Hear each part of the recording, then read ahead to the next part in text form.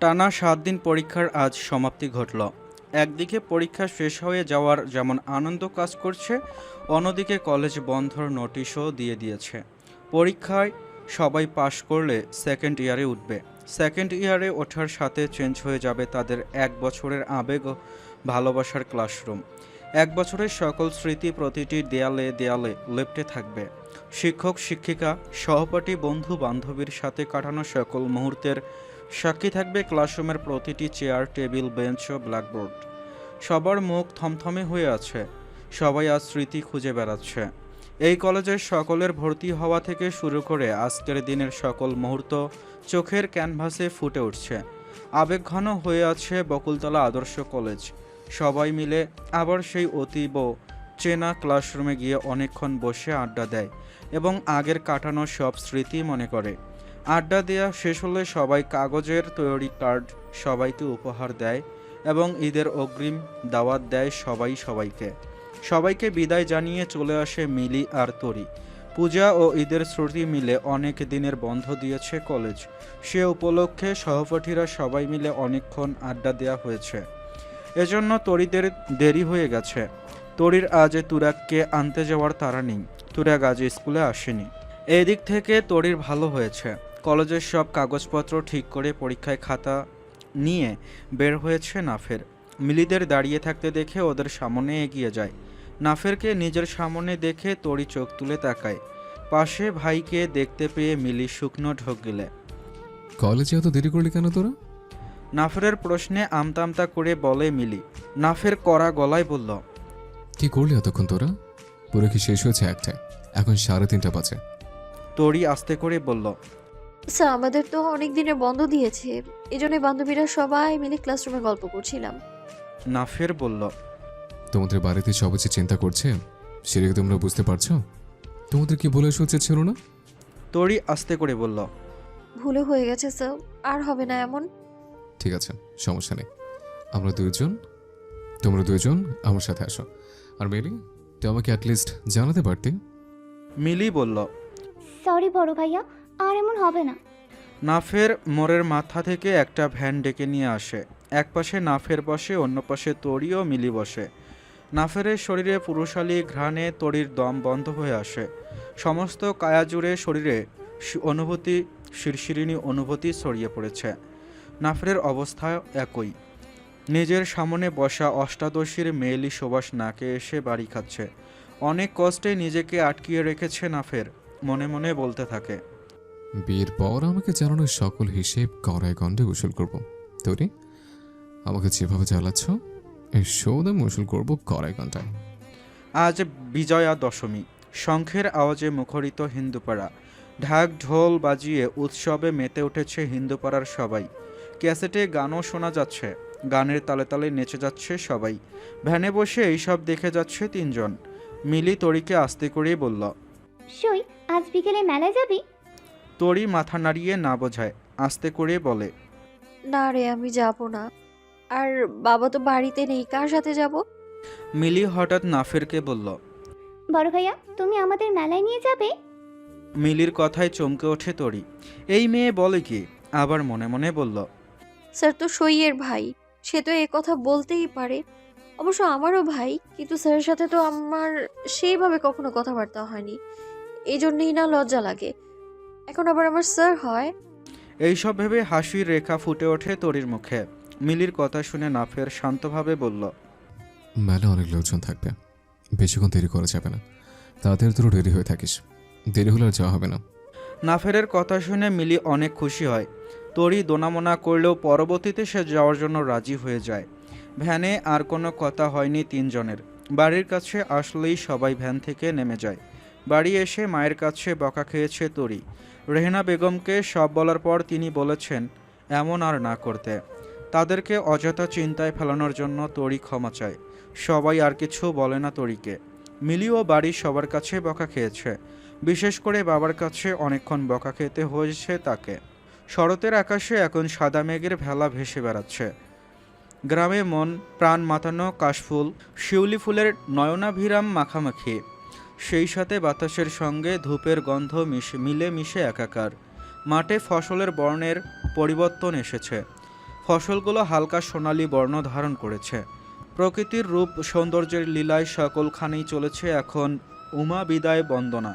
বাপের বাড়ির নায়রের সময় যে শেষ হয়েছে। নায়র মানে বিয়ের পর মেয়েরা বাপের বাড়িতে অতিথি হয়ে আসাকে বলা হয়।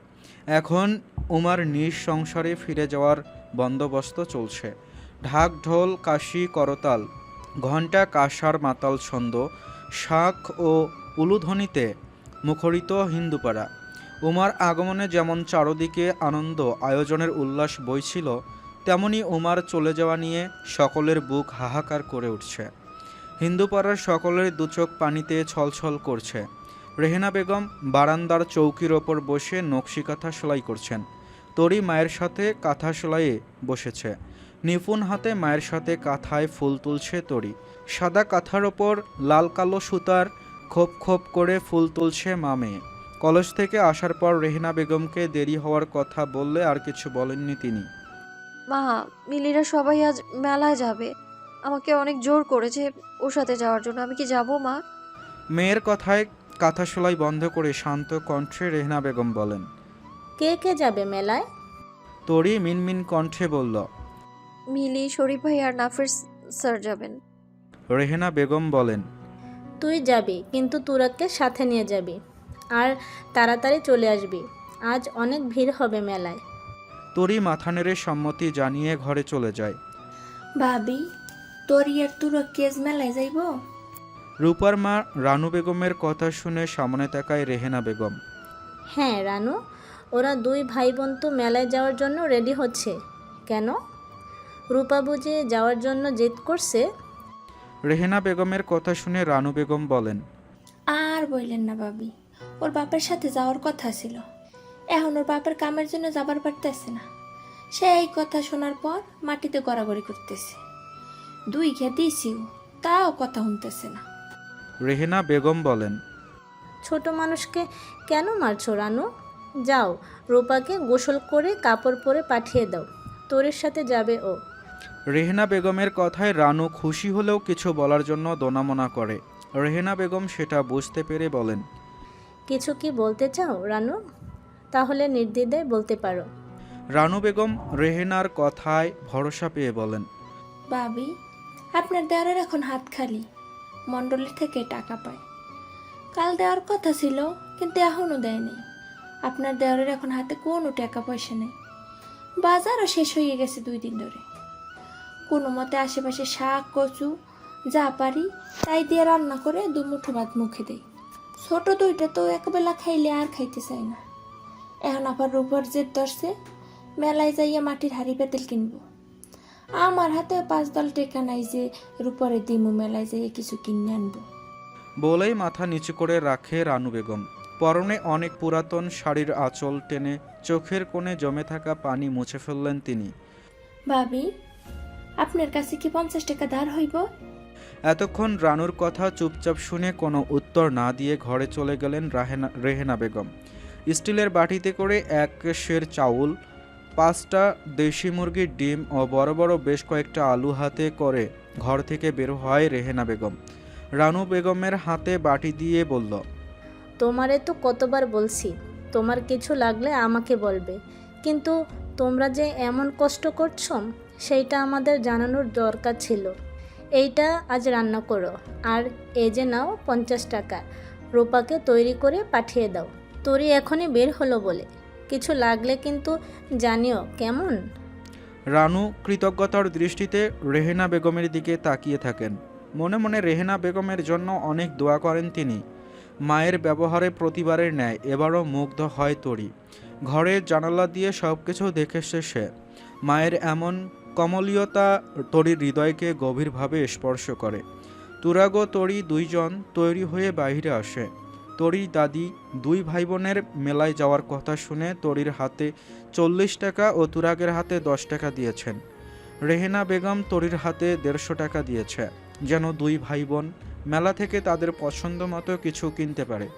সরকার বাড়ির সকল সদস্যদের কাছ থেকে মেলা করার টাকা আদায় করে নিয়েছে মিলি।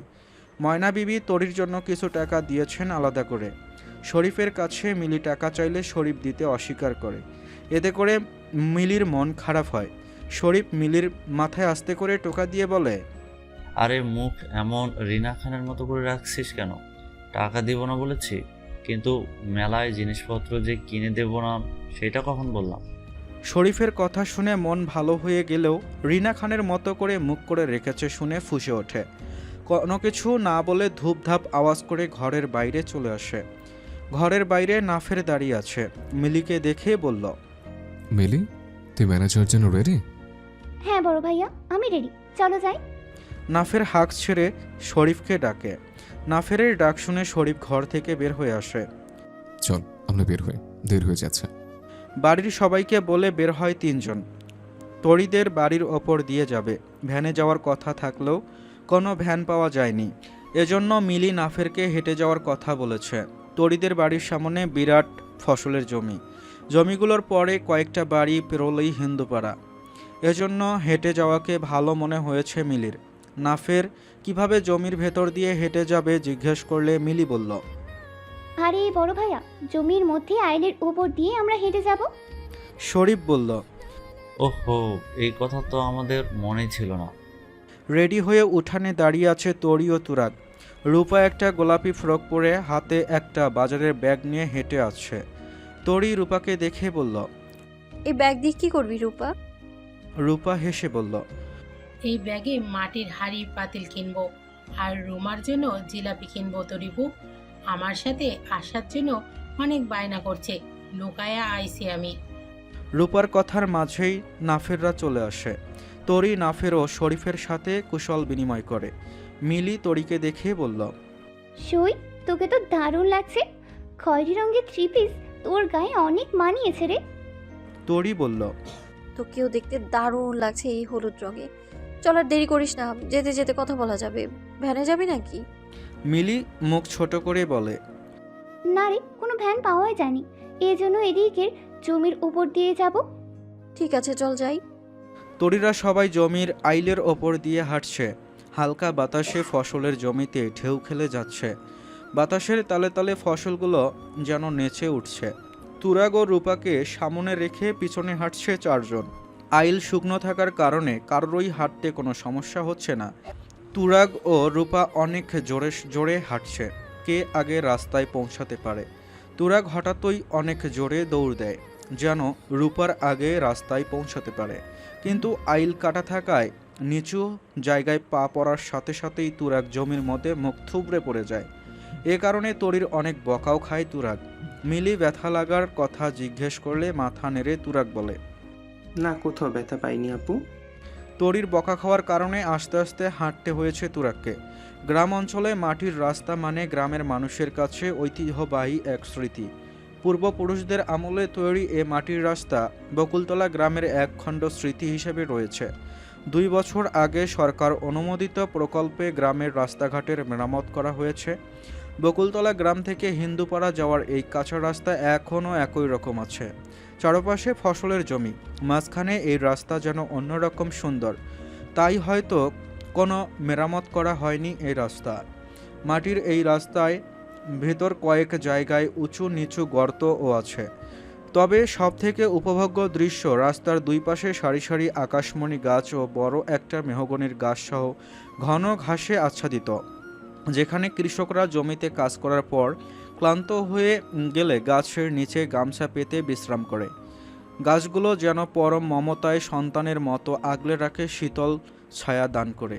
রাস্তার বাম পাশে গরু ছাগল দড়ি দিয়ে বেঁধে রাখা হয়েছে, যেন ঘাস পাতা খেয়ে গরু ছাগলের পেট ভরে।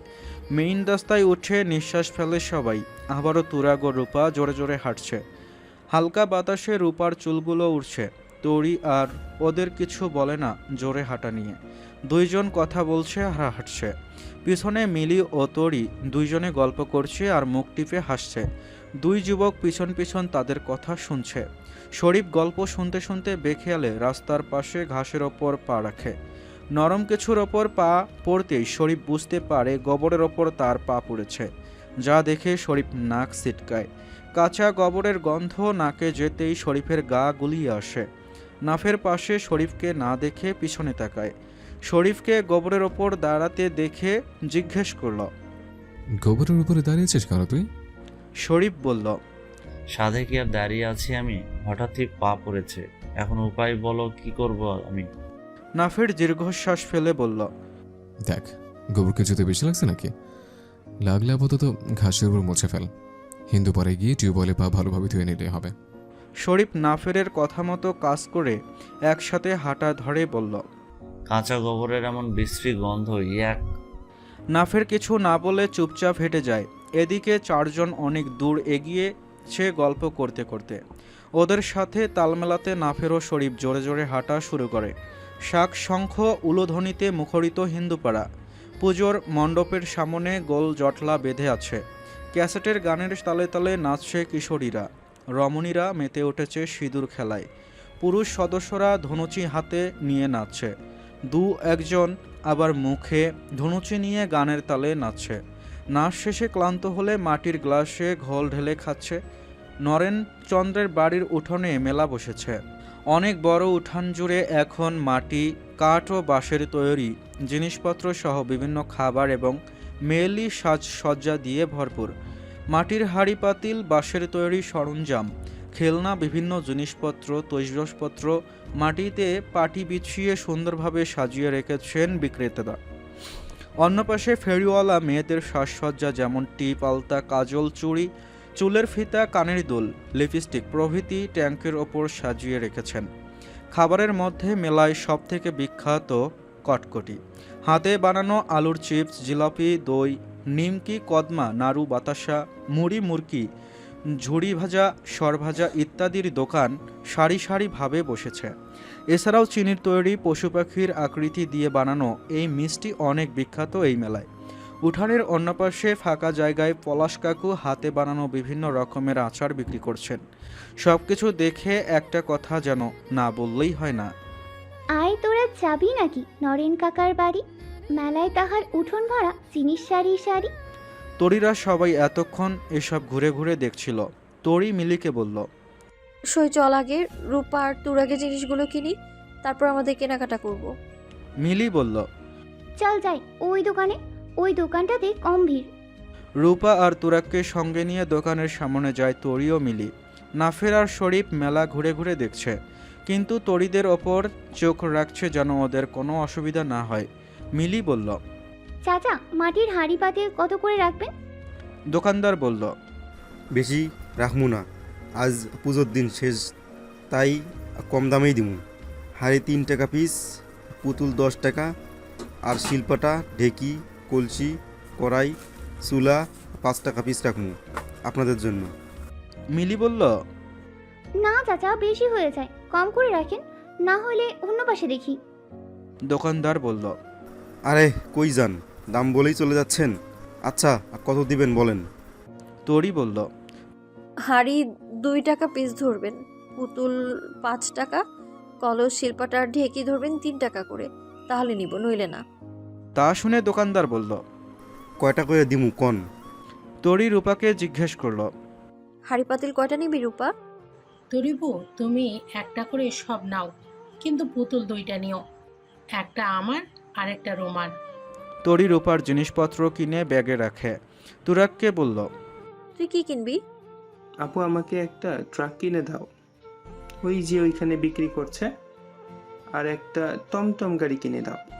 তরি মুচকি হেসে অন্য দোকানে চলে যায়, যেখানে মাটির ও কাঠের খেলনা বিক্রি করা হচ্ছে। দোকানদার ট্রাকের দাম 60 টাকা চাইলে মিলি বলল, চাচা এটা তো কয়েকদিন পর ভেঙে যাবে, এত টাকা দিয়ে কিনবো না, আপনিই রাখেন। তরি চল যাই। দোকানদার মিলির কথা শুনে বলল, আরে আপনারা তো কোনো দামই কইলেন না। আচ্ছা আমারটা থাক, আপনারা কত দিবেন বলেন। আমরা 40 টাকা দিব, দিলে দিয়ে দেন চাচা। মিলির কথা শুনে দোকানদারের মুখে যেন আমাবস্যা নেমে আসে। কোনো মতে বলল, আর কি কিছু দিবেন? তরি বলল, হ্যাঁ চাচা, আর 2টা টমটম গাড়ি নেব। টমটম কত করে রাখবেন? দোকানদার বলল, টমটম গাড়ির একদম 20 টাকা দিতে হইব। আচ্ছা তাহলে টমটম গাড়ি বাদে আপনি ট্রাক দেন, আমরা ট্রাক নেব, শুধু টমটম লাগবে না। তরির কথা শুনে দোকানদার বলল, আচ্ছা আপনাদের জন্য লস করলাম, 20 টাকা দিতে হইব না, আপনারে 15 টাকা করে দেন, আর কমাইতে পারুম না। তরি একটা ট্রাক ও 2টা টমটম গাড়ি নিয়ে দোকানদারকে 100 টাকার নোট দেয়। দোকানদার 70 টাকা নিয়ে বাকি 30 টাকা তরিকে ফেরত দেয়। এদিকে এদের দুজনের কাণ্ড দেখছে দুই ভাই। দুইজন মিলি ও তরির দাম দর দেখে তবদা খেয়ে আছে। শরীফ নাফেরকে বলল, বড় ভাইয়া, বেটা মানুষ আর যাই পারুক না কেন মহিলা মানুষের সাথে দরদামে কখনোই পারবে না। নাফের শরীফের কথা শুনে নিঃশব্দে হেসে বলল, চল শরীফ, মিলিদের কাছে যাই, ওদের কেনাকাটা বাকি আছে এখনো। নাফেরের কথায় সম্মতি জানিয়ে এগিয়ে যায় শরীফ। নাফের মিলিকে জিজ্ঞেস করল, মিলি, তোদের কেনাকাটা কি শেষ? না ভাইয়া, আমার আর তোরির এখনো বাকি আছে। তাড়াতাড়ি কর তোরা, বাড়ি ফিরতে হবে আমাদের। নাফেরের কথা শুনে মিলি ও তরি ফেরিওয়ালার কাছে গিয়ে চুড়ি, লাল ফিতা, কানের দুল আর কাজল কিনে নেয়। তরি মিলি টাকা দিতে গেলে শরীফ নিষেধ করে। ফেরিওয়ালাকে শরীফ টাকা দেয়। নাফের এতে কিছু বলে না। তরি মেলা থেকে খাবার কিনতে চাইলে নাফের নিষেধ করে যেন তরি নিজে না কিনে। রূপা ও তুরাককে নিয়ে দুজনের হাতে দুটো প্রথমে হাওয়াই মিঠাই কিনে দেয়। তারপর রূপার জন্য জিলাপি ও চিনির তৈরি একটা ঘোড়ার মিষ্টি কিনে দেয়। এতে রূপা অনেক খুশি হয়। তুরাককে হাতি ও মুড়ি মুরকি ও গুড়ের জিলাপি কিনে দেওয়া হয়। নাফের নিজেও পরিবারের জন্য অনেক খাবার কেনে। একপাশে দাঁড়িয়ে আছে মিলি ও তরি। নাফের এখানে দাঁড়াতে বলে গেছে। মিলি তরিকে বলল, সই, চল তেঁতুল আর বড়ইয়ের আচার কিনি, দাদি তোর জন্য টাকা দিয়েছে। তরি বলল, হ্যাঁ হ্যাঁ, চল যাই কিনি। দুজন মিলে পলাশ কাকার থেকে তেঁতুল, বড়ই ও চালতার আচার কিনে নাফের আসলে মেলা থেকে বের হয়ে যায়। সময় তার নিজ গতিতে চলছে। চোখের পলকে শরৎকাল যেন দেখতে দেখতেই চলে গেল। শরৎকে বিদায় অভিবাদন জানাতে হেমন্তের আগমন। খুব লাজুকভাবে হেমন্তের আগমন ঘটে এ বাংলায়। মাঠ ভরা ধান কাউন সোনালি বর্ণ ধারণ করেছে। সূর্যের আলোতে সেই ধানগছগুলো ঝলমল করছে, যেন কাঁচা সোনায় উজ্জ্বল হয়ে আছে বিস্তৃত মাঠ। হেমন্তের আগমনে আনন্দে মুখরিত গ্রাম বাংলার মানুষজন। পাকা ধানের গন্ধে ভরে উঠেছে সবার তনুমন। নবান্ন উৎসবের ধুম পড়ে যায় চারদিকে। নবান্ন মানেই যে উৎসব মুখর পরিবেশ। নতুন ধান শুকিয়ে মাচার মধ্যে সংরক্ষণ করা হয়। গ্রামের সবাই এ সময় নতুন চাল ঢেকিতে গুঁড়া করে আটা করে, যা দিয়ে বিভিন্ন পিঠা তৈরি করে। গ্রামের প্রায় প্রতিটি বাড়িতে এ উৎসব পালন করা হয়। কলেজ বন্ধের সময় এই সময়টা তরির অনেক ভালো কেটেছে। নানা বাড়িতে থেকেও 3 দিন ঘুরে এসেছে। সকাল থেকে ভীষণ ব্যস্ত তরি। ইমরান হোসেনের ফসল এইবার অনেক ভালো হয়েছে, এজন্য তার বাড়িতে উৎসবের ধুম লেগে গেছে। নবান্নের আমেজে বাড়িটাকে ঘিরে রেখেছে। গ্রামের সবার এবার ফসল অনেক ভালো হয়েছে, এজন্য সবার বাড়ি বাড়ি নবান্ন উৎসবের ধুম লেগে গেছে। ইমরান হোসেনের বাড়িতে আজ সরকার বাড়ির সকল সদস্যদের দুপুরে খাওয়ার জন্য নিমন্ত্রণ করেছেন। খাবারের আয়োজন করেছে এ বাড়ির রমণীরা। ঘর বাড়ি পরিষ্কার পরিচ্ছন্ন করে রেহেনা বেগমের কাজে সাহায্য করছে তরি। আসমা বেগম পিড়িতে বসে নতুন চালের আটা গুলছে পিঠা বানানোর জন্য। রেহেনা বেগম মাটির পাত্রে নতুন চালের ভাত বসিয়েছে। অন্য মাটির চুলায় তরি কাউনের পায়েস রান্না করছে। কাউনের চালের পায়েসের গন্ধ সারা বাড়িতে মৌ মৌ করছে। রান্না শেষ হলে তরি পায়েসের হাঁড়ি চুলা থেকে নামিয়ে রেখে হাঁড়ি থেকে কিছু পায়েস আলাদা বাটিতে করে রেখে দেয় বাহার মিয়ার পরিবারের জন্য। রান্না শেষ হলে সব একসাথে তার বাড়িতে দিয়ে আসবে ইমরান হোসেন। রূপার বাবার নাম বাহার মিয়া। বাহার মিয়া একজন কৃষক। বাহার মিয়ার মতো কৃষকদের জন্য আমরা অন্ন পাই, এজন্য আমাদের এই খাবারে তাদেরও হক আছে। গ্রামে এসব নিয়মকানুন এখনও প্রচলিত আছে। যুগ যুগ ধরে চলা এই নিয়মকানুন গ্রাম বাংলার মানুষের মধ্যে ভ্রাতৃত্ববোধ ও শ্রদ্ধাবোধ সৃষ্টি করে। এতে করে কৃষকদের সম্মান অব্যাহত থাকে। তরি চুলায় গরুর গোশত রান্না বসিয়ে ডিমের খোসা সরাচ্ছে। ডিমের খোসা ছাড়ানোর হলে সেটা বাটিতে উঠিয়ে রাখে। গরুর গোশত রান্না শেষ হলে সে ডিম ভুনা বসাবে। এদিকে নাতনির কাজের পটুতা দেখে হাসে আসমা বেগম। বুঝলা তরির মা, মোর তরিরে যার তার লগে বিয়া দিবা না, মোর তরিরে দেইখা শুই না ভালো বর দেইখা বিয়া দিবা। রেহেনা বেগম বলেন, আপনি দোয়া করেন আম্মা, যেন তরির বিয়ে কোনো ভালো গড়ে হয়, আমাদের তরি যেন স্বামী সোহাগী হয়। মা ও দাদির মুখে বিয়ের কথা শুনে মিলির বলা কথা মনে পড়ে তরির। চোখ বন্ধ করে নাফেরকে স্বামীরূপে দেখতে পায় সে। ঝট করে চোখ খোলে তরি। নিজের কাজে নিজেই হতভম্ব হয় সে। মনে মনে ভাবে তার সাথে এসব কি হচ্ছে, কেন বারবার সে নাফেরকে দেখতে পায়। তাহলে তরিও কি স্বামী রূপে নাফেরকে চায়?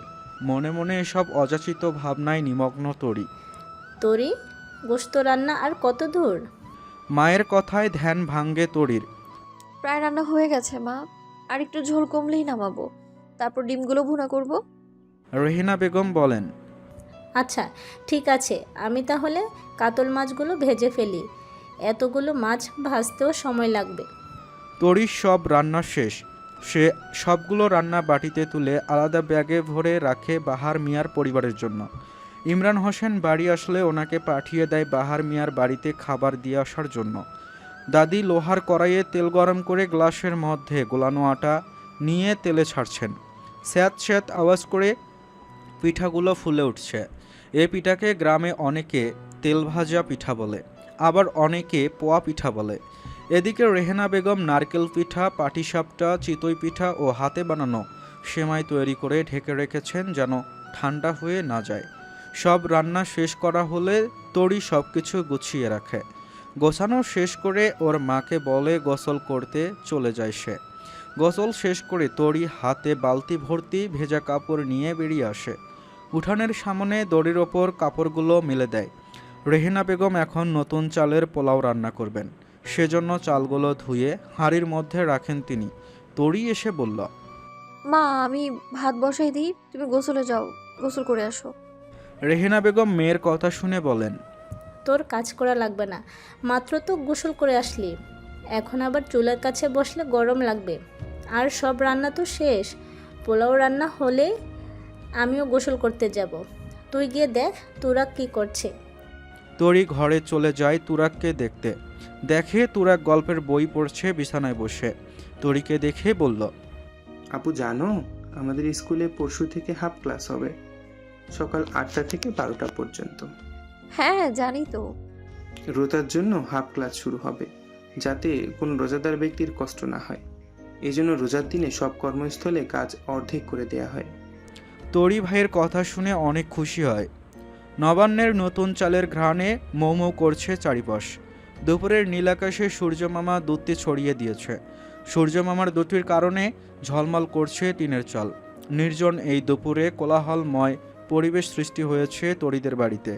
সরকার বাড়ির সকল সদস্যদের উপস্থিতি তা জানিয়ে দিচ্ছে। মেহমানদের খাতিরদারিতে ব্যস্ত তরি ও রেহেনা বেগম। আসমা বেগম ময়না বিবির সাথে খোশ গল্পে মেতে উঠেছেন। হবেই না বা কেন, অনেক দিন পর দুই বোনের দেখা হয়েছে যে। ময়না বিবির ছোট চাচার মেয়ে আসমা বেগম। ময়না বিবির বিয়ের পর তিনি ঘটকালি করে আসমা বেগমের বিয়ে দেন। তরি রেহেনা বেগমের সাথে টেবিলে খাবার সাজিয়ে রাখছে। টেবিল ভর্তি খাবারের সমাহার।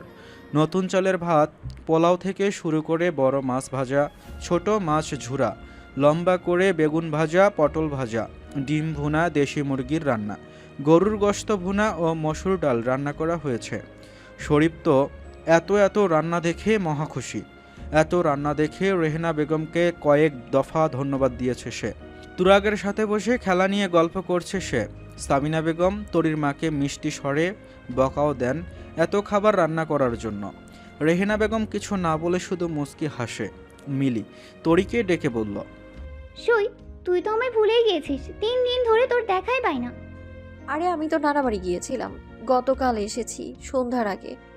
বড় মামা রেখে গেছেন এখানে, আর আজ তো তোরা সবাই আসবি, এই জন্য আর যাওয়া হয়নি। এদিকে নাফের আর চোখে তরিকে দেখছে। 3 দিন পর সে তরিকে দেখে মনে তৃষ্ণা নিবারণ করছে। এ দেখায় নেই কোনো কামনা বাসনা, এ দেখায় আছে শুধু প্রেয়সীর প্রতি গভীর ভালোবাসা। তরির দিকে নাফের এমন গভীর চাহনি বুঝতে পারে মিলি, তাই তরির উদ্দেশ্যে বলল, সই, দেখ তো বড় ভাইয়ের কি যেন লাগবে।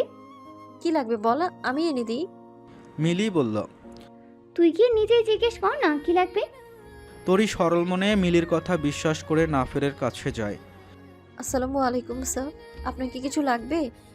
নাফের এখনও মুগ্ধ হয়ে তরির নিষ্পাপ মুখশ্রী দেখছে। পরনে গোলাপি জামা, সবুজ ওড়না মাথায় ঘোমটা দেয়া, মেয়েটাকে অপূর্ব সুন্দর লাগছে। তরির কথায় ঘরের মধ্যে নাফের বলল, তোমাকে দেখতে তো তোর রানী, আর কিছু লাগবে না আপাতত। নাফেরের কথা শুনে তরি লজ্জাবতী পাতার মতো নুইয়ে যায়। নাফের যে তরিকে এমন কিছু বলবে তরি তা ভাবতেই পারেনি। নাফেরকে আর কিছু না বলে তরি লজ্জায় তাড়াতাড়ি অন্য ঘরে চলে যায়। তরি যাওয়ার পর নাফেরের হুঁশ ফেরে। ঘরের বসে তরিকে কি বলে ফেলেছে তা মনে পড়তেই ভাবল, আল্লাহ, আমি কি করে ফেললাম? তোর কি আমাকে ভুল বুঝলো? এসব ভেবেই নিজের মাথার চুল টেনে ধরে নাফের। অন্যদিকে তরি অনেক কষ্টে নিজেকে সামলে রেখেছে। নাফেরের কথা শুনে ওর মনের মধ্যে নানা রকম অনুভূতির সৃষ্টি হয়েছে। নতুন নতুন জন্ম নেয়া অনুভূতিগুলোকে তরি বুঝে উঠতে চায় না। তরি নিজেকে স্বাভাবিক করে ঘরের সবার সাথে কথা বলতে যায়। আসমা বেগম সবার উদ্দেশ্যে বলেন, বউ তোমরা খাইতে বইসা পড়ো, খাবার ঠান্ডা হইয়া যাইব না হলে। রফিক শফিক বাজান তোমরাও বইসা পড়ো। ইমরান বাহারের বাড়ির থেকে আইলো বলে।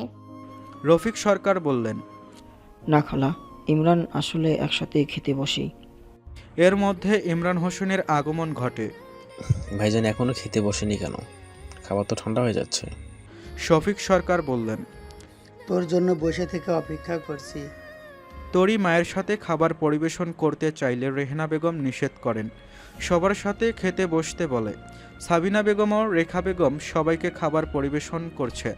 রেহেনা বেগম নিষেধ করলে তাকে বকা দিয়ে চুপ করিয়েছে। রেখা বেগম বলছেন, নিজের মানুষজনদের সাথে এত অতিথির মতো ব্যবহার করছে কেন রেহেনা? এমন উত্তরে রেহেনা বেগম আর কিছু বলার সাহস পায়নি। তারা খালাতো যা হলেও তাদের মধ্যে অনেক ভালো সম্পর্ক। রেহেনা বেগমের এখনও বিয়ের পরের কথা মনে পড়ে। একা এই বাড়িতে যখন সে বউ হয়ে আসে তখন এই দুজা প্রতিদিন তাকে সময় দিতে চলে আসতো। তরি পেটে থাকাকালীন সময় তিনি অসুস্থ ছিলেন। মিলিও তখন রেখা বেগমের পেটে।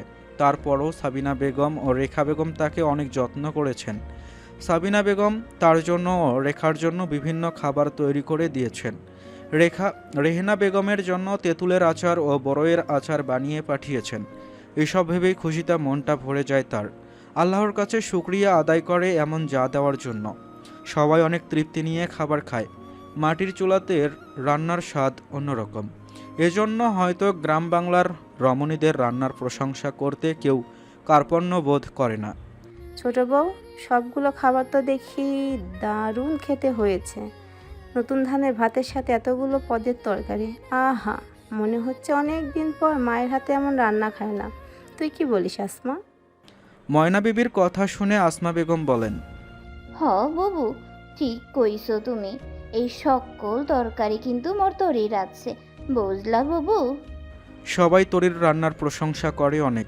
সবাই অনেক প্রশংসা করে তরির, কিন্তু নাফের চুপচাপ বিছানায় বসে থাকে। তরির অবাধ্য মন নাফেরের প্রশংসা পাওয়ার জন্য লোভী হয়ে ওঠে। এদিকে তরির মনোভাব বুঝতে পারে মিলি। তরিকে শুনিয়ে শুনিয়ে নাফেরকে বলে, রান্না কেমন হয়েছে বড় ভাইয়া? নাফের বলল, ভালো হয়েছে। তরির সে কথা শুনে মুখটা ছোট হয়ে যায়। লোকটা কি প্রশংসা করতে জানে না, শুধু ভালো হয়েছে কেউ বলে? মনে মনে নাফেরকে মুখ ভেংসি কাটে তরি। প্রেয়সীর নীরব অভিমান বুঝতে পেরে মনে মনে হাসল নাফের। হেমন্ত রাতে টিনের চালের ওপর ফোঁটা ফোঁটা শিশির পড়ছে। হালকা শীতের আমেজ রয়েছে কিছুটা। শরীরে শিরশিরে ঠান্ডা অনুভব করছে তরি। বাল্বের হলুদ আলোয় আলোকিত হয়েছে তরির রুম। কিছু করার নেই আপাতত। রাতের খাওয়ার পর অলস সময় পার করছে সে। মাগরিবের নামাজের আগে চলে গেছে সরকার বাড়ির সদস্যরা। দুপুরের খাবারের পরপরই কিছুটা সময় বিশ্রাম নিয়েছেন। তারপর বিকেলে নাস্তায় সবাই পিঠা পায়েস খেয়েছে। খেতে খেতে পিঠা পায়েসের ও সুনাম করেছে সবাই। নাফের তখনও চুপচাপ ছিল। এসব ভাবতে ভাবতে তরির হঠাৎ চোখ যায় টেবিলের ওপর রাখা ইংরেজি বইয়ের নিচে সাদা রঙের কাগজের ওপর। বাল্বের হলুদ আলো সাদা রঙের ওপর পড়ে কিছু অংশ হলুদ রঙে জ্বলজ্বল করছে। তরি কৌতূহল নিয়ে ইংরেজি বইয়ের নিচে থেকে কাগজটা বের করে। কাগজের মধ্যে মোড়ানো ছোট্ট প্যাকেট দেখে তরির কৌতূহল আরও বাড়তে থাকে। প্যাকেট হাতে নিয়ে খুলে দেখে পাথরের তৈরি খুব সুন্দর একটি পায়েল। পায়েল দেখে তরি অনেক খুশি হয়, কিন্তু কে দিবে তাকে এই পায়েল? এসব ভাবতে ভাবতেই তরি পায়েল টেবিলের ওপর রাখে।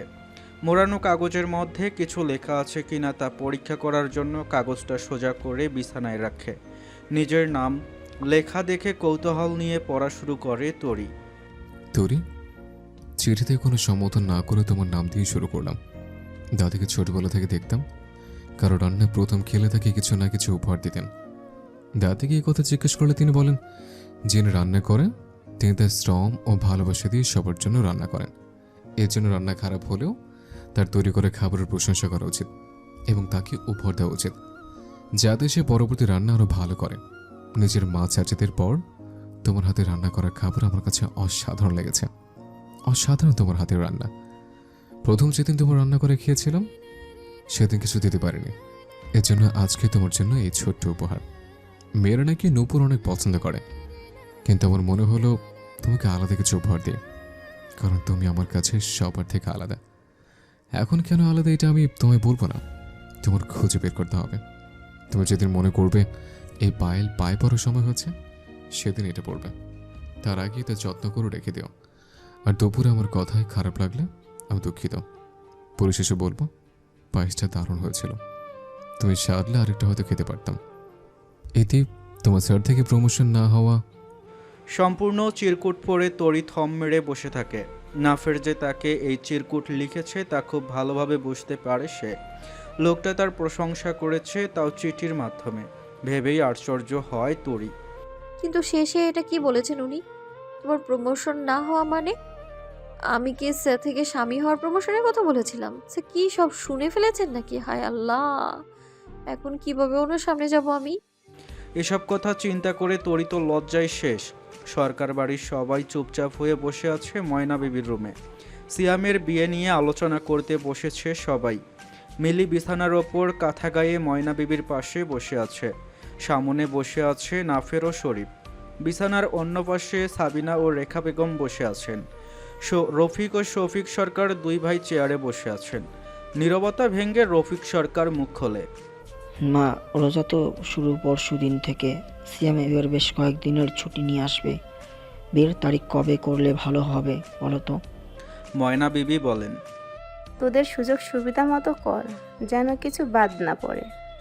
শফিক সরকার বললেন, তা তো করবই, কিন্তু ঈদের পরে কবে বিয়েটা হলো সবার ভালোই হবে সেটাই নিয়ে একটু চিন্তিত। নাফের বলল, চাচা, ঈদের 2 দিন পর বিয়ের ডেট ঠিক করেন, তাহলে সবাই ঈদের সাথে বিয়ের আনন্দ এনজয় করতে পারবে। সব দূরের আত্মীয়দের ঈদের আগে বলে রাখবেন, যেন ওনারা চাইলে ঈদ এই বাড়িতেই করতে পারে। না হলে ঈদের পরের দিন এসে থাকবেন। ঈদের একদিন পর গায়ে হলুদ, তার পরের দিন বিয়ে হলে সব থেকে বেশি ভালো হবে। সবাই ভালোভাবে প্রস্তুতি নিতে পারবে, আর মামাদেরও কোনো সমস্যা হবে না। নাফেরের কথা শুনে শফিক সরকার বলেন, অনেক বড় ঝামেলার মাথা থেকে দূর করে দিলি বাপ। রফিক সরকার বলেন, তাহলে তাই হবে। এখন বলো তো, সাবিনা রোজার বাজার কি করা হয়েছে? সাবিনা বেগম বলেন, না, রোজার জন্য কোনো বাজার করা হয়নি। শফিক ভাই কাল গঞ্জে গিয়ে সব কিনে নিয়ে আসবে, আমি সব বলে দিয়েছি। রেখা বেগম শফিক সরকারের উদ্দেশ্যে বলেন, আচ্ছা শোন, গরুর ভুসি শেষ হয়ে গেছে। মঞ্জু মিয়া কালকে আমাকে বলে গেছে সে কথা। কালকে গঞ্জে গেলে মাসকাবাড়ি বাজারের সাথে একটা ভুসির বস্তা কিনে এনো। শফিক সরকার বলেন, ঠিক আছে, মজনুকে কাল আমার সাথে গঞ্জে নিয়ে যাব, সকালে ওকে বলে রেখো। সাবিনা বেগম বলেন, তোমাদের কি এখন খাবার দিব? বড় মামির কথা শুনে শরীফ বলল, কখন আবার তোমরা দুজন রান্না করলে মামি? রেখা বেগম বললেন, আমরা কিছু রান্না করিনি বাবা, দেখে না সব খাবার টিফিন বক্সে ভরে দিয়ে গিয়েছে। এত করে নিষেধ করলাম তাও দিল সব। বলে কিনা বাড়ি গিয়ে রান্না করার কোনো দরকার নেই, এখানে যথেষ্ট খাবার আছে। ময়না বিবি বললেন, সকলকে খাইতে দিয়া দাও, রাত হইয়া যাইতাছে। সবাই রুম থেকে বের হয়ে ডাইনিং টেবিলে খেতে বসে। রফিক সরকার বললেন, রেহানা কি পায়েসও দিয়েছে সাবিনা? হ্যাঁ দিয়েছি তো। সাবিনা বেগম হ্যাঁ দিয়েছে তা তো বলে পায়েসের বক্স রফিক সরকারের সামনে রাখেন। নাফের বাটিতে পায়েস নিয়ে খেতে থাকে। খেতে খেতে আবারও সবাই তরির রান্নার প্রশংসা করেন। খাওয়া শেষ হলে যে যার রুমে ঘুমাতে চলে যায়। বিছানায় মাথার ওপর হাত দিয়ে রেখে চিন্তা করছে নাফের। তরিকে লেখা চিরকুটটা কি তরি পড়বে? চিঠিটা পড়ে তোর মুখ কেমন হবে? তরি কি বেশি লজ্জা পাবে? লজ্জা পেলে তোর মুখটা কেমন হবে দেখতে? আচ্ছা, তোরই পায়েল দেখে খুব খুশি হব নিশ্চয়। এসব ভাবনা চিন্তা করতে করতেই ঘুমের দেশে পাড়ি দেয় নাফের। অন্যের ঘুম কেড়ে নাফের শান্তিতে ঘুমের দেশে পাড়ি জমিয়েছে। এদিকে তরির চোখে ঘুমের রেশ মাত্র নেই। নাফেরের চিঠিও পায়েল নিয়ে এপাশ ওপাশ করছে তরি। মনের মধ্যে নানা রঙের প্রজাপতি উড়াউড়ি করছে। আশ্চর্য, এসব কিছু ভাবতে এত ভালো লাগছে কেন আমার? এটা কি বয়সের দোষ নাকি অন্য কিছু ভেবে পায় না তরি। নানা রকম জল্পনা কল্পনা করে তরি ঘুমের দেশে পাড়ি দেয়। হেমন্তের সকালে শিশির ভেজা ঘাসের ওপর শিউলি ফুলের মেলা বসেছে। ভোরের হালকা বাতাসের সাথে শিউলি ফুলের গন্ধ মিশে একাকার। জানালা দিয়ে বাতাসের সাথে শিউলির মিষ্টি গন্ধ নাকে এসে বাড়ি খাচ্ছে তরির। নারকেল গাছে বাবুই পাখির কিচিরমিচির আওয়াজ শুনতে পাচ্ছে তরি। তরি বিড়বিড় করে বলল, কি চমৎকার সকাল। আগামীকাল থেকে রোজা শুরু। রোজা শুরুর আগের দিনে সবাই নিজেদের সাধ্য মতে মাছ, গোশত, দুধ কিনে থাকেন। সংযমের এই মাসে সবাই বেশি বেশি ইবাদত বন্দেগী করার চেষ্টা করেন। এজন্য যতটুকু পারা যায় ততটুকু কাজ সবাই গুছিয়ে করে থাকেন। বকুলতলা বাজার আজ অন্য দিনের থেকে রমরমা। বেশি ভিড় হচ্ছে মুদির দোকানে। সামর্থ্য অনুযায়ী যে যার মতো বাজার করছে। বিশেষ করে সবাই গুড়, চিনি, মুড়ি, ছোলা বুট কিনছে ইফতারিতে যেন সবাই খেতে পারে। শফিক সাহেব বাজারের তালিকা অনুযায়ী সব কিছু কিনে ব্যাগে রাখছেন। মজনু মিয়া ভ্যান আনতে গেছে। ভ্যান আসলে সব কিছু ভ্যানের ওপর রেখে সে ভুসির বস্তা কাঁধে করে নিয়ে ভ্যানে রাখে। শফিক সরকার মজনু মিয়াকে জিজ্ঞেস করেন, কি হে মজনু, হাট বাজার কিছু করেছিস? মজনু মিয়া আমতা আমতা করে বললেন, মানে ভাইজান পরে করবো। মজনু মিয়ার আমতা আমতা করা দেখে শফিক সরকার বুঝতে পারেন মজনুর হাত খালি। এজন্য তিনি শার্টের পকেট থেকে 500 টাকা বের করে মজনুর হাতে দেয়। মজনুকে সাথে নিয়ে মজনুর পরিবারের জন্য রোজার বাজার করে দেন। বড় সাইজের একটা রুই মাছও কিনে দেয়। মজনু মিয়ার অভাবের সংসারে এই বাজারটুকু মজনুর জন্য অনেক বড় প্রাপ্তি। শরীফ সরকারের কাছে অনেক কৃতজ্ঞতা প্রকাশ করেন মজনু মিয়া। সকালবেলা মজনু মিয়াকে ওনার ছোট মেয়ে বলে দিয়েছে সে মাছের পেটি দিয়ে ভাত খেয়ে প্রথম রোজা রাখবে। মেয়ের রোজা রাখার কথা শুনে মজনু মিয়া খুশি হলেও মাছের কথা শুনে অনেক চিন্তায় পড়ে যায়। কিভাবে সে মাছ কিনবে? সরকার বাড়ি থেকে যা পায় তা খরচ করাও শেষ। কিন্তু আল্লাহ শফিক ভাইজানের মাধ্যমে মজনু মিয়ার একটা ব্যবস্থা করে দিয়েছেন। মজনু মিয়ার মনে মনে আল্লাহর নিকট শুকরিয়া আদায় করে ইমরান হোসেন সরকার বাড়ি থেকে রোজার 1 মাস দুধ কিনবেন, যাকে গ্রামের ভাষায় উটানা বলা হয়। রোজা শেষ হওয়ার পর তিনি টাকা পরিশোধ করবেন। রফিক সরকারকে কথা বললে তিনি টাকা দিতে নিষেধ করেন, কিন্তু ইমরান হোসেন তাকে বলেছেন তিনি টাকা না নিলে অন্য কোথাও থেকে দুধ কিনবেন। অজ্ঞতা রফিক সরকার আর কিছু বলতে পারেননি। ইমরান হোসেনের কথা মেনে নেয়। ইমরান হোসেনের কোনো গরু নেই। রেহেনা বেগমকে একবার গরু লাথি মেরে ফেলে দিয়েছিলেন। মতিনের কাছ থেকে এই ঘটনা শুনে তাড়াতাড়ি বাড়িতে আসেন তিনি। সেদিনই বিকেলেই তিনি গরুকে হাটে বিক্রি করে দেন। রেহেনা বেগম নিষেধ করলে তিনি এক কথায় বলে দেন, সবার আগে পরিবারের নিরাপত্তা জরুরি, আর যদি বড় কোনো দুর্ঘটনা ঘটে যেত। সে কথা শোনার পর রেহেনা বেগম আর কোনো কথা না বলে নীরব সম্মতি দেন। বিকেলে রূপাদের সবাইকে পড়ানো শেষ হল। রোজার বন্ধ দিয়ে দেয় তরি। সবাইকে 5 ওয়াক্ত নামাজ পড়ার কথা বলে। রোজার ফজিলত সম্পর্কে আলোচনা করে। তখন রূপা বলল, আমরা সবাই মসজিদে নামাজ পড়তে চাই তরিবু। জবাবে তরি বলল, তাহলে প্রত্যেক ওয়াক্তের সময় আমার আর মিলের সাথে মসজিদে যেতে হবে না। সবাই একসাথে বলল, ঠিক আছে তরিবুবু। তরি আঙ্গিনার মধ্যে এসে দেখে ওর মা মুরগি কাটছে। তরি ওর মাকে জিজ্ঞেস করলো, এখন রান্না বসাবে নাকি মা? রেহেনা বেগম তরিকে বলেন আর একটু পর তিনি ভাত বসাবেন। তরি যেন সরকার বাড়িতে যায়। মজনু মিয়া এখনও দুধ দিয়ে গেলেন না কেন সেটা দেখতে। তরি আচ্ছা বলে একটা স্টিলের মগ হাতে নিয়ে সরকার বাড়ি চলে যায়। 3 দিন পর আজ সরকার বাড়িতে যাচ্ছে তরি। এই 3 দিন লজ্জায় বাড়ি থেকে বের হয়নি সে। তরি চিঠিটা প্রত্যেকবার পড়ে লজ্জায় গাল লাল করে ফেলেছে। পায়েল দেখে নাফেরের চেহারা মনে করে মুচকি হাসে তরি।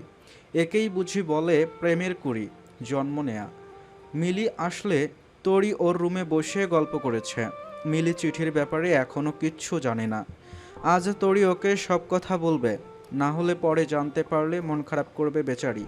সরকার বাড়ির সামনে বসে আছে নাফের, মাথায় সাদা টুপি পরা, দেখে বোঝাই যাচ্ছে আসরের নামাজ পড়ে এখানে বসে আছেন তিনি। 3 দিন হচ্ছে নাফের তরিকে দেখতে পায় না। নাফের বুঝতে পেরেছে মেয়েটা লজ্জায় ওর সামনে আসতেছে না, কিন্তু মনকে কি আর বোঝানো যায়, সে যে বড্ড বেহায়া।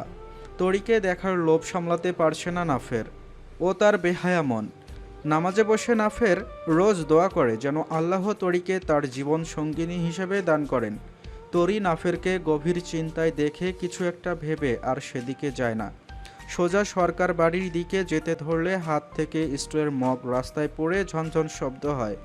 ঝনঝন আওয়াজ পেয়ে নাফের ভাবনা থেকে বের হয়ে আসে, শব্দের উৎস খুঁজতে সামনে তাকায়। সামনে তরিকে দেখতে পেয়ে এগিয়ে যায় সে। নাফের বলে, ব্যথা পেয়েছো তরি? তরি মাথা নেড়ে না বলে নিচু হয়ে মগটা তুলে নেয়। নাফের বলল, এই 3 দিন কেমন জন্য তুমি নিজের বাড়ি থেকে বের হওনি? নাফেরের কথায় মাথা নিচু করে তরি, মনে মনে আওড়ালো, উফ, এই লোককে কিভাবে বলি যে আমি লজ্জায় বাসা থেকে বের হইনি। তরিকে চুপ থাকতে দেখে নাফের আবারও বলল, উপরটা কি তোমার পছন্দ হয়েছে তরি? তরি উপহারের কথা শুনে মাথা নিচু করে। নাফের তরির মুখশ্রীতে চোখ বুলিয়ে নেয়। তরি যে লজ্জা পাচ্ছে তা ওর মুখের লাল বর্ণ দেখেই বুঝতে পারে নাফের। তরিকে আরেকটু লজ্জায় ফেলতে নাফের তরিকে জিজ্ঞেস করল, চিঠিতে কিন্তু প্রমোশনের কথা বলেছিলাম, প্রমোশনটা কবে পাবো যদি বলতে? নাফের যে তরিকে লজ্জায় ফেলতে চাচ্ছে তা সে ঢের বুঝতে পেরেছে। লজ্জার হাত থেকে বাঁচতে সে তাড়াতাড়ি সরকার বাড়ির ভেতরে চলে যায়। এদিকে তরির কাজে নাফের হো হো করে হেসে ওঠে। রোজার প্রথম তারাবির নামাজের সময় রাত 8টা থেকে করা হয়েছে। মসজিদের সকল মুসল্লিদের এ সময় নামাজ পড়ার জন্য আহ্বান করা হয়েছে। মসজিদে মাইক দিয়ে বলা হচ্ছে যেন সবাই শুনতে পারে। বিকেলের ঘটনার পর তরি মিলির সাথে বাড়ি ফিরেছে। নাফেরের সামনে পড়লে আবার হয়তো ওকে লজ্জা দিবে, এ ভয়ে তরি একা বাড়ি যায়নি। সাবিনা বেগম তরিকে 1 কেজির বেশি গরুর দুধ মেপে দিয়েছেন। ময়না বিবির সাথে কিছুক্ষণ কথা বলে এসেছে তরি। বাড়ি ফিরে এসে মজনু মিয়ার না আসার কারণ রেহেনা বেগমকে বলে তরি, মা, মজনু চাচার রোজার বাজার করতে ছোট আব্বার সাথে হাটে গেছেন, এখনো আসে নাই। চাচিরা সবাই ব্যস্ত, এই জন্য কেউ দুধ দিয়ে যায়নি। ঠিক আছে। রেহেনা বেগম ঠিক আছে বলে রান্না করতে থাকে। তরি কাঠের মিটসেফের মধ্যে দুধের মগ রেখে এসে চুলার পাড়ে বসে বলল, মা, তুমি একটু বসে থাকো, আমি বাকিটা করে ফেলি। রেহেনা বেগম মুখে কিছু না বললেও মনে মনে মেয়ের ওপর খুশি হয় অনেক। মনে মনে তিনি আল্লাহর কাছে শুকরিয়া আদায় করেন তরির মতো মেয়েকে তার কোলে আলো করে দেওয়ার জন্য। মাগরিবের আজান শোনা যাচ্ছে। আঙ্গিনার মধ্যে বাল্ব জ্বালিয়ে দিয়েছেন রেহেনা বেগম। মুরগিগুলো খোয়ার ঘরে উঠেছে অনেক আগেই, হাঁসগুলো এখনও ওঠেনি। বারবার হাঁড়ি পাতিলের মধ্যে মুখ ঢোকাতে চেষ্টা করছে। তরি এতে খুব বিরক্ত হয়ে যাচ্ছে। রান্না চুলায় রেখে সে হাঁসগুলোকে খোয়ার ঘরে ঢোকানোর চেষ্টা করে। অনেক সময় পর সব হাঁসগুলোকে খোয়ার ঘরে তুলতে সক্ষম হয় তরি। খোয়ার ঘরের কাঠের দরজা ভালোভাবে লাগিয়ে দেয়। চুলা থেকে রান্না নামিয়ে খাওয়ার ঘরে রেখে আসে তরি। চুলার ওপর পড়ে থাকা ময়লা ঝাড়ু দিয়ে পরিষ্কার করে। অজু করতে যায় তরি। অজু করে নামাজ পড়তে নিজের রুমে চলে যায়। নামাজ শেষে 2 হাত তুলে মোনাজাত ধরে তরি। মোনাজাত শেষ করে তরি তার দাদির রুমে যায়। এ সময়ে আসমা বেগম তসবিহ পাঠ করেন। দাদিকে চোখ বন্ধ করে তসবিহ পাঠরত অবস্থায় দেখে তরি নিঃশব্দে বিছানায় বসে পড়ে। তরির মন আজ অনেক উদাসীন। দাদির সঙ্গ পেলে হয়তো উদাসীন ভাবটা কেটে যাবে। আমাদের সবার যতই মন খারাপ থাকুক না কেন, আমাদের দাদি, দিদা, দাদা, নানা নানির সঙ্গ পেলেই তা দূর হয়ে যায়। তাদের কাছে সৃষ্টিকর্তা হয়তো আলাদা কিছু পাওয়ার দিয়েছেন, সেজন্য নাতি নাতনিদের ভালো লাগা মন্দ লাগা ওনারা খুব সহজেই ধরে ফেলতে পারেন। আমাদের বন্ধুত্বের ও চাওয়া পাওয়ার সম্পর্ক প্রথমে এই মানুষগুলোর সাথেই হয়। কি হয়েছে তরি, তোর মুখ অ্যাঙ্কে শুকিয়ে গেছে কেন? আসমা বেগমের কথা শুনে তরি মাথা নেড়ে বলল, কিছু হয়নি দাদি। দাদিকে মুখে না বললেও মনের ভিতরে যে গোপন অসুখ বাস করেছে এ কথা দাদিকে কিভাবে জানাবে তরি। মুখ স্বাভাবিক রেখে টুকটাক কথা বলে তরি। ঘর থেকে বের হওয়ার আগে আসমা বেগমকে খাবার খাওয়ার কথা জিজ্ঞেস করে। কখন ভাত খাবে দাদি? এখন খাবে নাকি তারাবির নামাজের পর? আসমা বেগম বললেন। তারাবির পরেই তোদের সাথে একসাথে ভাত খামো। আসমা বেগমের কথায় সায় জানিয়ে নিজের ঘরে চলে যায় তরি। মসজিদে আজান দিয়েছে। তরি অজু করে বাহিরের চৌকির ওপর দাদির সাথে বসে আছে। তুরাককে সাথে নিয়ে ইমরান হোসেন মসজিদে চলে গেছেন একটু আগে। রেহেনা বেগম ঘরে তালা লাগাচ্ছেন। বলা যায় না কখন এসে কার ঘরের জিনিসপত্র চুরি হয়ে যায়। রাতের এই আধারে সবাই যেমন এবাদত করতে আল্লাহর দরবারে হাজির হন, তেমনি একদল ছেঁচড়া লোক আছে যারা সুযোগ বুঝে অন্যের ঘরের জিনিসপত্র চুরি করে। রাতের এই সময়টা তারা বেছে নেন তাদের কার্যসিদ্ধির জন্য। এজন্য সবাই তাদের ঘরের জিনিসপত্রের নিরাপত্তার জন্য তালা দিয়ে রাখে। সরকার বাড়ির সবাই মসজিদে নামাজ পড়তে আসবে। মিলির হাতে একটা কাঠের টুল। ময়না বিবি বসে নামাজ পড়বে, এজন্য এই টুল হাতে রাখা। রফিক ও শফিক সরকার আজান হওয়ার সাথেই মসজিদে গেছেন। নাফের ও শফিক বাড়ির মহিলাদের আসার অপেক্ষাতে ছিল। মহিলারা আসলে একসাথে মসজিদের উদ্দেশ্যে বের হয়। মেইন গেটে তালা লাগাতে ভোলে না সাবিনা বেগম। সরকার বাড়ির মহিলারা মসজিদে এসে দেখে সামনের কাতার ভর্তি হয়ে গেছে। পিছনের কাতারে 4 জন বসার মতো ফাঁকা জায়গা আছে। সেখানে একপাশে ময়না বিবির টুল রেখে বাকি সবাই নামাজের জন্য প্রস্তুত হন। ময়না বিবি নিজেও টুলে বসে নামাজ আদায় করেন। তারাবির নামাজ পড়া শেষে মসজিদের ইমাম সাহেব সকল মুসল্লিদের জন্য আল্লাহর নিকট মোনাজাত করেন। সকলের মনের আশা আকাঙ্ক্ষা মোনাজাতে বলেন। সবার গুনাহ মাফের জন্য আল্লাহর নিকট প্রাণ খুলে দোয়া করেন। সবাই মনে মনে আল্লাহকে স্মরণ করে নিজেদের মনের কথা প্রকাশ করছে। নাফের মনে মনে দোয়া করে যেন তরি তার ঘরণী হয়, তরিকে যেন তার জন্য হালাল করে দেন মহান আল্লাহ পাক।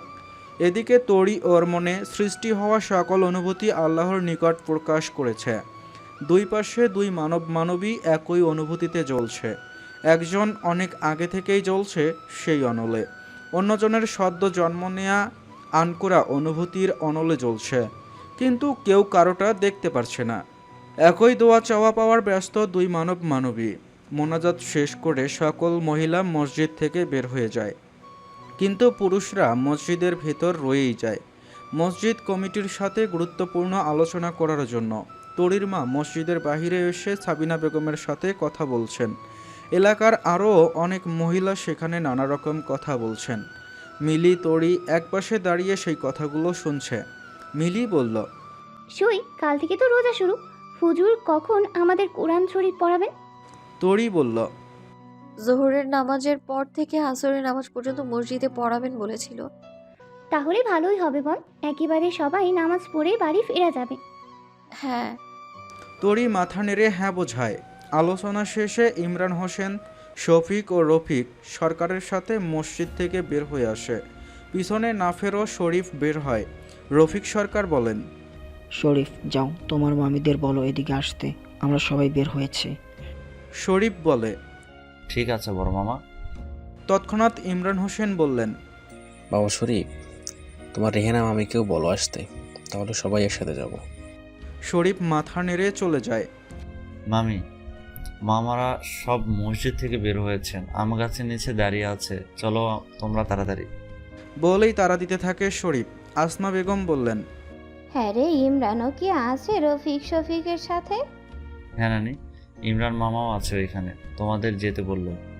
মসজিদের হলুদ আলো আম গাছের ওপর পড়েছে কিছুটা, যার জন্য আলো অন্ধকারের মিশেলে জায়গাটা ভরিয়ে গেছে। সেই আলোর দিকে মুখ করে তাকিয়ে আছে নাফের। হিজাব পরা তরিকে দেখতে একদম নিষ্পাপ ফুলের মতো লাগছে তার কাছে।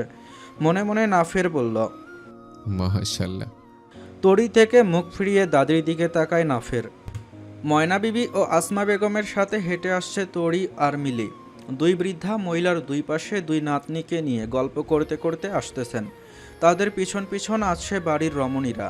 আম গাছের কাছাকাছি আসলে সবাই একসাথে বাড়ির পথে রওনা দেয়। আসসালামু আলাইকুম প্রিয় মুসল্লি ভাই ও বোনেরা, সবাই জাগ্রত হন, সবাই সেহরি খাওয়ার ব্যবস্থা করুন। এখন সময় রাত 3:25। নিস্তব্ধ রাত্রিতে মসজিদের মাইকের আওয়াজ অনেক জোরে শোনা যাচ্ছে। আওয়াজ শুনে কুকুরের দল ঘেউ ঘেউ করে ডাকছে। রাতের নিস্তব্ধ পরিবেশে গ্রামের রমণীরা চুলায় ভাত বসাতে ব্যস্ত। পরিবারের সবার জন্য গরম ভাতের তোড়জোড় করছে তারা। কত আদর স্নেহ, মায়া মমতা ভালোবাসা নিয়ে ক্লান্তহীনভাবে কাজগুলো করেছে তারা, শুধুমাত্র পরিবারের মানুষগুলোকে একটুখানি হাসি মুখ দেখার জন্য। মাটির হাঁড়িতে আধা সের চাল বসিয়ে দিয়েছে রূপার মা। বাহার মিয়া পাশের পিঁড়িতে বসে চুলার মুখে বাঁশের শুকনো কঞ্চি দিতে ব্যস্ত। বাহার মিয়ার কাণ্ডে বিরক্ত হয় রানু বেগম। রূপার বাপ, ওঠো তো তুমি চুলার পার থেকে, মোরে কাম করতে দাও। স্যার এই সময় চলে যাচ্ছে, যাও গিয়ে তোমার বেটিরে নিন্দ্রা থেকে তোলো, মোরে কাম করতে দাও তো। বইয়ের বিরক্ত হওয়া মুখ বুঝতে পেরে বাহার মিয়া বলেন, হবো এমন করো কৃষক, তুমি তো করোই সকল সময়, এখন আমারও একটু করতে দাও। বাহার মিয়ার কথায় মনে মনে অনেক খুশি হয় রানু বেগম। বাহার মিয়া যে তাকে বড্ড ভালোবাসে। মনে মনে ভাবে অভাবের এই সংসারে টাকা পয়সা না থাকলেও ভালোবাসার কোনো কমতি রাখেনি বাহার মিয়া। বাপ মায়ের পর বাহার মিয়াই তার একমাত্র ভালোবাসা ও ভরসার স্থান। ঘুম ভেঙে গেছে তরির, আড়মোড়া ভেঙে ঘুম থেকে উঠে বসে সে। মাথার চুল হাত খোপা করে শরীরে ওড়না জড়িয়ে ঘরের বাইরে আসে। আঙ্গিনার মধ্যে দেখতে পায় চুলার পাশে উঁচু পিঁড়িতে বসে আছেন ইমরান হোসেন। রেহেনা বেগম চুলায় কাঠ দিয়ে জাল দিচ্ছে। রান্নার চুলায় আগুন দাউ দাউ করে জ্বলছে। রোজার সময় এমন দৃশ্য দেখে যেন গ্রামীণ পরিবেশেই সম্ভব। চুলার মুখে কাঠের টুকরোগুলো পড়াতে আগুন আরও দাউ দাউ করে জ্বলছে। চালগুলো বুদবুদ করে শব্দে ফুটতে শুরু করেছে। তরি মাকে সাহায্য করার জন্য চুলার পাশে ফাঁকা জায়গায় বসে পড়ে। মা, আর কি করা লাগবে আমার বলো। রেহেনা বেগম তরির কথা শুনে বললেন, মিট সেফের মধ্য থেকে মুরগির তরকারির বাটিটা নিয়ে আয়, চুলায় গরম করব। তরি মায়ের কথা শুনে মিটসেফের মধ্যে থাকা মুরগির তরকারি নিয়ে আসে। রেহেনা বেগম কড়াইয়ের মধ্যে বাটি থেকে তরকারি ঢেলে রাখে। আসমা বেগম ঘুম থেকে উঠে পড়েছেন। মায়ের অজু করার জন্য ইমরান হোসেন স্টিলের ছোট্ট বালতিতে পানি ভরে এনে দেন। তরি ঘরে চলে যায় টুরাককে ঘুম থেকে উঠানোর জন্য। সরকার বাড়িতে রাতের নিস্তব্ধতা কাটিয়ে চামচের ঝনঝন শব্দ শুনতে পাওয়া যাচ্ছে। টেবিলে খাবার রাখছে সাবিনা বেগম। রেখা বেগম জগে পানি আনতে গেছে। ঝনঝন শব্দ শুনে তাড়াহুড়ো করে চলে আসে তিনি। এসে দেখেন সাবিনা বেগম নিচু হয়ে মেঝে থেকে স্টিলের চামচ তুলছে। ব্যতিব্যস্ত হয়ে বোনের মতো যাকে জিজ্ঞেস করে, আপনার কত লাগেনি তো ভাবি? সাবিনা বেগম বললেন, আরে না, হঠাৎই হাত থেকে চামচ দুটো পড়ে গেল। সবাই মনে হয় উঠে পড়েছে। সবার কথাবার্তা শোনা যাচ্ছে। হ্যাঁ রে, মিলি এখনো ওঠেনি নাকি? রেখা বেগম বললেন, হ্যাঁ গো ভাবি, মিলি ঘুম থেকে উঠে আম্মাকে ডাকতে গেছে, আমি ওদের ডাক দেই খাবারের জন্য। এদিকে চেয়ারে বসে শরীফ নাফেরকে খুশাচ্ছে। ফিসফিস করে বিভিন্ন কথা বলে নাফেরকে বিরক্ত করছে শরীফ। বড় ভাইয়া, আজ বিকেলে তোমাকে অনেক খুশি খুশি লাগছিল, ব্যাপার কি বলো তো? আশ্চর্য সব কথাবার্তা তোর শরীফ। মানুষকে হাসি খুশি লাগবে না তো গোয়ালে বাতে সারকে হাসি খুশি লাগবে? নাফেরের কথায় হাসি বন্ধ হয়ে যায় শরীফের। আরে আমি কি গোয়ালে বাঁধা ষাঁড়ের খুশি থাকার কথা বলেছি? আমি তো বলেছি আমরা তিন মাত্র মামার একমাত্র মেয়ের কথা। যাও, তুমি বেশি বোঝো। তোমার কাছে আমার একমাত্র মামাতো বোনকে বিয়ে দেবো না, তুমি সিঙ্গেলই ভালো থাকো। বলেই তাড়াহুড়ো করে উঠে পড়ে শরীফ। শরীফের কথা যেন নাফেরের মাথার ওপর দিয়ে গেল। আহাম্মকের মতো শরীফের যাওয়ার পানে তাকিয়ে আছে। শরীফ ঘরের মধ্যে এসে জোরে জোরে শ্বাস নেয়। একা একা বলে, আল্লাহ বড় বাঁচা বেঁচে গেছি। বড় ভাইয়া বুঝতে পারেনি কিছু। যদি জিজ্ঞেস করতো কেন একমাত্র বোন বললাম, তখন আমি কি বলতাম? এসব ভাবতে ভাবতেই খাওয়ার জন্য ডাক পড়ে শরীফের। ঘরের বাইরে এসে তাকিয়ে দেখে সবাই ডাইনিং টেবিলে বসে পড়েছে। সবাই খাওয়া শুরু করেছে, কিন্তু মিলি প্লেটে ভাত নিয়ে চুপচাপ বসে আছে। মিলিকে চুপচাপ দেখে সাবিনা বেগম বললেন, মিলি, তরকারি নিচ্ছিস না কেন মা? সাবিনা বেগমের কথা শুনে মিলি বলল, বলুন না, আমি দুধ ভাত খাবো, তরকারি নেব না। মেয়ের কথা শুনে রেখা বেগম বললেন, কলা নিবি নাকি শুধু দুধ দিয়েই ভাত খাবি? মায়ের কথা শুনে মিলি বলল, না, দুধ ভাতের সাথে কলা মেখেই খাবো। জানোই তো, দুধ ভাতের সাথে কলা থাকলে আর কি লাগে। কলা দিয়ে দুধ ভাত মানে আলাদা এক তৃপ্তির খাবার। যে খায় সেই বোঝে এর স্বাদ। রেখা বেগম মিলির কথা শুনে বলেন, এখন তাড়াতাড়ি খাবার শেষ কর, সময় চলে যাচ্ছে। ময়না বিবি বললেন, থাকবো, ওরে কিছু কইও না, ওরে কথা কইতে দাও। ওর কথার জন্য সরকার বাড়ি মাতিয়া থাকে, কি সুন্দর টুনটুনি পাখির মতো কথা কয় আমার নাতনিটা। মায়ের কথা শুনে রফিক সরকার বললেন, হ্যাঁ মা, ঠিক বলেছ। আমাদের মিলিমার জন্য বাড়িটাতে প্রাণ থাকে। মিলিমা না থাকলে তো সব ফাঁকা ফাঁকা লাগে। এদিকে তরিরা সবাই ছোট ঘরে খেতে বসেছে। ইমরান হোসেনের খাওয়া প্রায় শেষ। তুরাগ চৌকির সাথে পিঠ হেলান দিয়ে রেখেছে।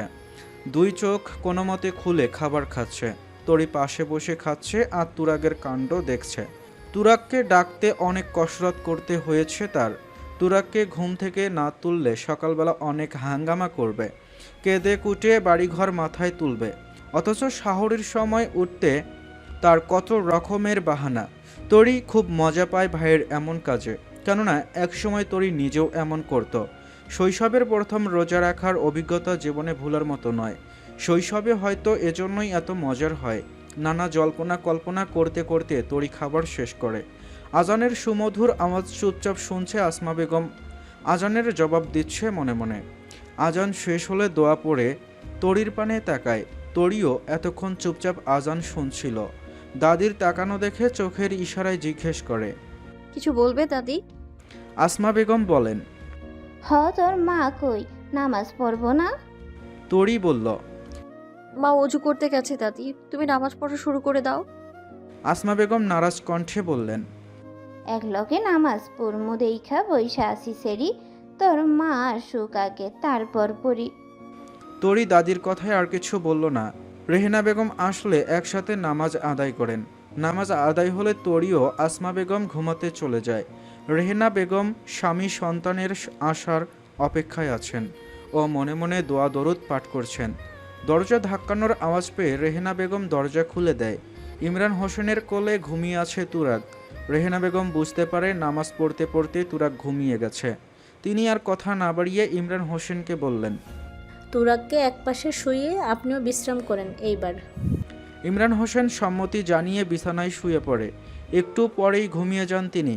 এদিকে বাবা ছেলের ঘুমন্ত অবস্থায় তাদের শরীরে রেহেনা বেগম দোয়া পড়ে ফু দিয়ে দেয়।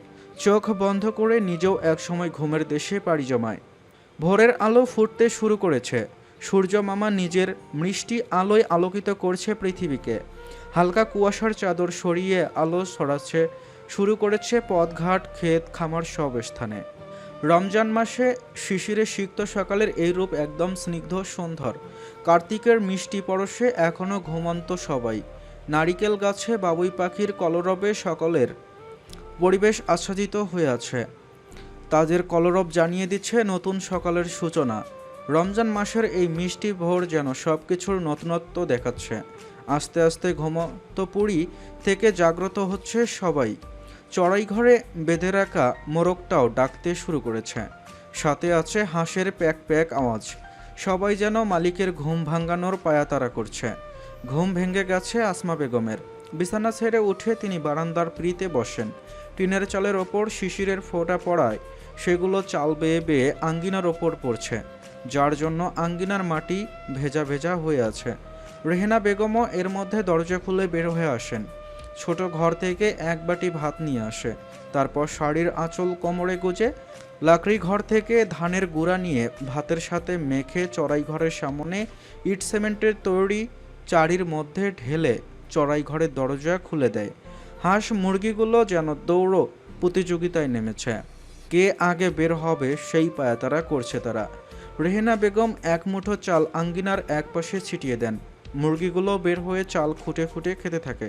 হাঁসগুলোও থেমে নেই, চারির মধ্যে ঠোঁট ডুবিয়ে ভাত খেতে থাকে। ইমরান হোসেন ঘুম থেকে উঠে দাঁত মেসওয়াক করেন। তারপর গোয়ালঘর থেকে ছাগল বের করে গাছের সাথে বেঁধে রাখে। মা ছাগলের পেটে বাচ্চা এজন্য বাড়ির সামনে রাখে, যেন কিছু হলে বুঝতে পারেন। খাসি দুটোকে গলায় দড়ি পেঁচানো, কলাপাতা দেওয়া তার জন্য। রূপার মা, তুমি হেই ভোরবেলায় উঠো না।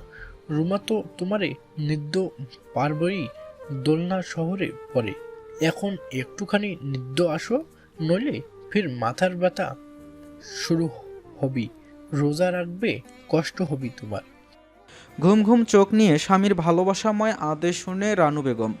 এরূপ কথায় খুশিতে দু চোখ ভরে পানি আসে তার। শাড়ির আঁচলে চোখ মুছে বাহার মিয়াকে বলেন, ঠিক আছে রূপার বাপ, মুই এখনই চোখ শুইতেছি, দেখি 2 চোখে নিন্দা আসে কিনা। রানুর কথা শুনে বাহার মিয়া নিশ্চিত হয়ে কাঠের দরজা খুলে বাহিরে আসে। বাহিরে এসে দেখতে পায় বাহার মিয়ার মা জমিলা বেগম হাঁস মুরগি ছেড়ে দিচ্ছেন। বাহার মিয়াকে ডেকে জিজ্ঞেস করেন, কে রে বাপ, রূপার মায়ের কি হয়েছে? এখনো নিন থেকে উঠলো না যে? মায়ের কথা শুনে বাহার মিয়া বললেন, রূপার মায়ের মাথা ব্যথা করছে আম্মা। শহরের পর রুমা ওরে শুইতেই দেয় নাই, সেজন্য এমন হয়েছে। এক্ষুনি উঠছিল, মুই এক্ষুনি কইয়া আসলাম যেন আর একটু শোয়। তোমার কিছু লাগবি? না রে বাজান, মোর কিছু লাগবো না। এত বেলা হইয়া গেল, বউ এখনো উঠে নাই, এজন্য তোরে কইলাম মুই মুরগিগুলো খাবার দিই, তুই বরকিটারে গাছের সাথে বাইদ্যা রাখ। মায়ের কথা শুনে বাহার মিয়া বললেন, আচ্ছা আম্মা। বারান্দায় বসে রেডিওতে দোয়া দুরুদ পাঠ করা শুনছেন ময়না বিবি। মিলি চোখ কসলাতে কসলাতে দাদির ঘরে প্রবেশ করে।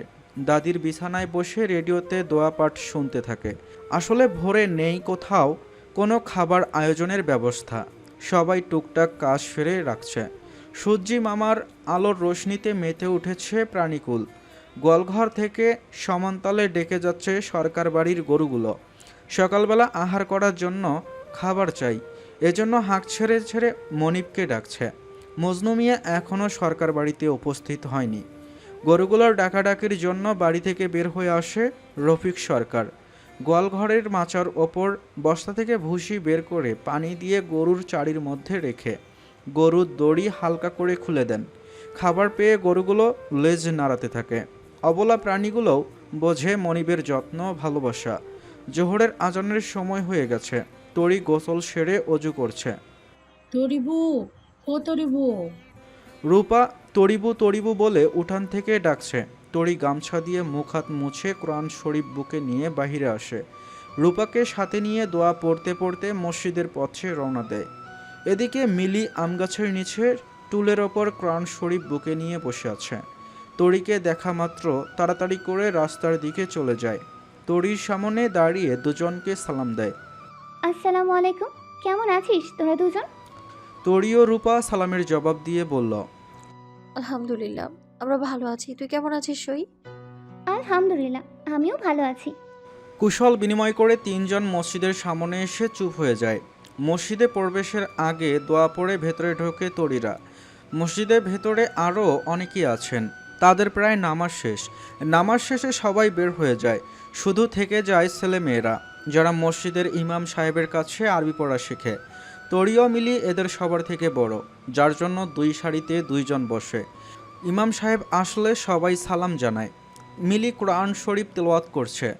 মিলির তেলাওয়াত শেষ হলে তরি কোরআন তেলাওয়াত করে। সবার পড়ানো শেষ হলে ইমাম সাহেব গজল গেয়ে শোনান।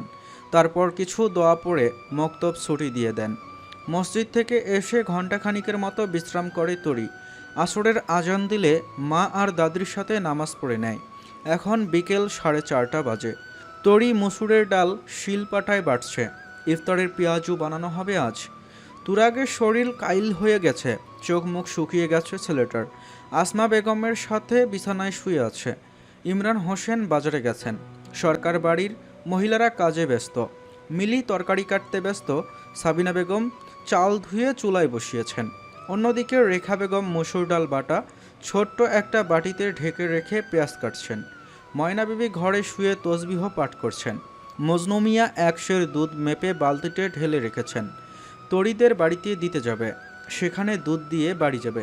সবাই একসাথে ইফতার করবে আজ। হাতে 30 টাকার বুট বুন্দিয়া আছে, মুড়ি দিয়ে মেখে খাবে। সরকার গিন্নি কয়েকটা পেঁয়াজু দিয়েছেন। বাজার থেকে লেবু কেনার সময় 2টা বাতাবি লেবু দিয়েছে নাফের, সাথে তো বুট বুন্দিয়া আছেই। নাফেরও শরীফ হাট থেকে ফেরত এসেছে। হাতে রয়েছে ছোলা বুট বুন্দিয়া ও জিলাপি।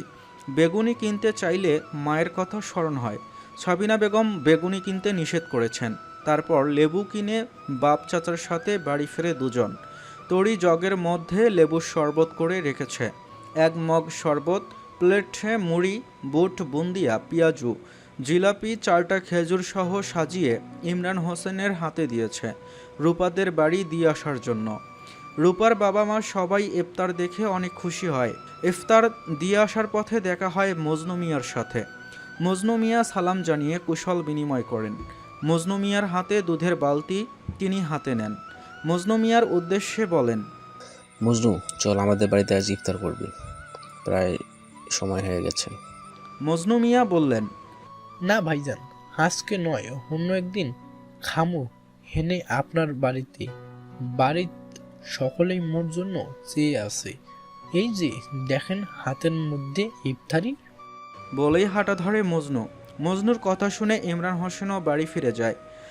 মিলিমা শরবত করেছিস? হাঁকসরে বললেন শফিক সরকার। মিলি হাতে শরবত আনতে আনতে বলল, হ্যাঁ বাবা, এই যে নাও শরবত, মাত্র বানিয়েছি। টেবিলের ওপর রাখা ইফতারির সমাহার ময়না বিবিকে ধরে নিয়ে আসছে নাফের। শরীফ সবার প্লেটে খেজুর তুলে দিচ্ছে। সাবিনা বেগম পেঁয়াজুর বাটি টেবিলে রেখে দিচ্ছে। রেখা বেগম মুড়ি মেখে টেবিল রেখে অজু করতে চলে যায়। সবাই টেবিলে বসে দোয়া দরুদ পাঠ করছে। রেখা বেগম হাত মুখ ধুয়ে টেবিলে বসে পড়েন। তুরাগ অজু করে চুপচাপ বাবার কাঁধে মাথা রেখে বসে আছে। পাশে বসে আছেন আসমা বেগম। তড়ি গ্লাসে শরবত ঢেলে সামনে রাখে। রেহেনা বেগম মুড়ি মাখছেন। তুরাগের জন্য ছোট্ট একটা বাটিতে আলাদা করে বুন্দিয়া ও মুড়ি মেখে রেখেছেন, সাথে এক পিস জিলাপি রেখে দিয়েছেন। ইমরান হোসেন ঘড়িতে সময় দেখে তুরাগকে বললেন, বাবা, আর মাত্র 1 মিনিট, তাহলেই তোমার প্রথম রোজা কমপ্লিট হয়ে যাবে। মাশাআল্লাহ। বাবার কথায় খুশি হয়ে যায় তুরাগ। শুকনা মুখে এক চুলতে হাসি ফোটে। মসজিদ থেকে মাগরিবের আজানের সুর ভেসে আসছে। সবাই দোয়া পড়ে ইফতারির খাওয়া শুরু করেছে। সবার মনে শীতলতার সৃষ্টি হয়েছে। এ যেন মুসলমানদের জন্য এক অসাধ্য সাধনের তৃপ্তি।